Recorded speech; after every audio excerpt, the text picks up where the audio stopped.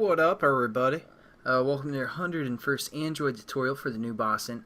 What we're going to do in this tutorial is learn about the Async Task class. And basically what that's going to allow us to do, well actually first let's talk about our problem that we're having. For the most part our activity works. We can load data, we can save data, and we can load data. But the problem we're having is sometimes, loading data might take some time. If it's a big file or something like that, if it has to read through a ton of bytes of data.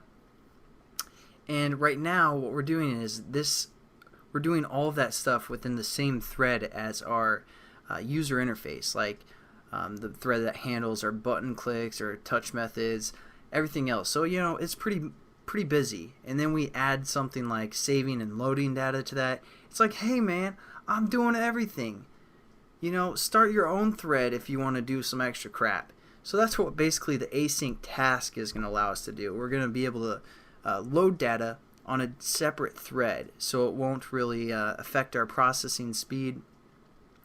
It won't really affect our, it won't really stress out our user interface thread, because if that's too stressed, it'll slow our application. If it goes on pause for more than 5 seconds, it's going to crash our activity. So we're just going to create a new thread that is going to handle our loading data in this tutorial. And what we're going to do first is we're going to cut everything from what we did in the last tutorial within our load button. So it should look pretty bare, and make sure you cut it, copied it, because it's going to be pretty much the same code. And now what we're going to do is we're going to create a new class that extends the async task class, so we can load our data there. But how we call that method, or how we call that class to kind of do whatever we want it to do, is we're just going to say new load some. We're going to say new and then our class name. We haven't created it yet, so we're just going to say new load some stuff, which is going to be our class name, with 2 parentheses, and then we say dot execute. Whoa, can't spell. And then we're going to give it a file name, something like that. Now what we need to do is create this class called load some stuff and have it extend the async task. So we're going to go right above our last bracket within our our class here, our internal data. We're going to set up a new class. So we're going to say public class load some stuff, and then we're going to say extends async task, and then we're going to give one of these greater than signs, and we're going to say string, integer, and string, and I'll describe what that means here in a second. So now we have this load some stuff class, and it's given us an error because we have to implement a method because we're using the async task. So we're going to say add unimplemented methods, and it creates this method do in background. Now what we're going to do is just kind of paste everything from the previous tutorial within this do in background. So again, we just created this new execute method for the most part, and we pass in a string. And once this execute method gets called, it's going to go to our class name, which we call load some stuff, and it's going to do this method do in background. So in the background, it's going to kind of load all our data that we want.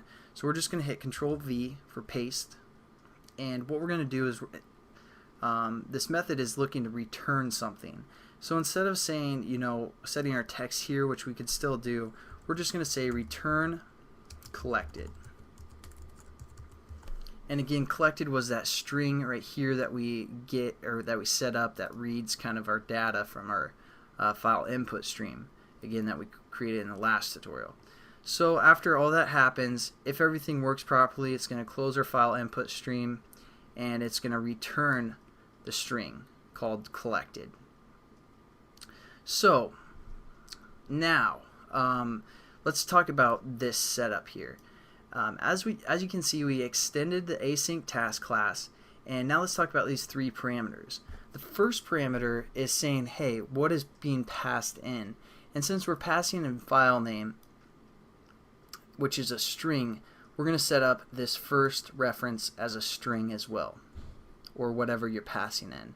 The The second reference is for kind of a progress or update bar. So we're going to work with integers. I'm not sure if I'm actually going to show you guys that or not. We might, but I'm not positive yet. And then the third one is what we're returning. And again, we're returning another string called collected. So that's what those parameters are again, what we're passing in, what our progress is, and what we're returning for the most part. And then again, this do in the background method is what is called when we execute. So it's just going to create a file input stream, load everything, and pretty much everything we did in the last tutorial.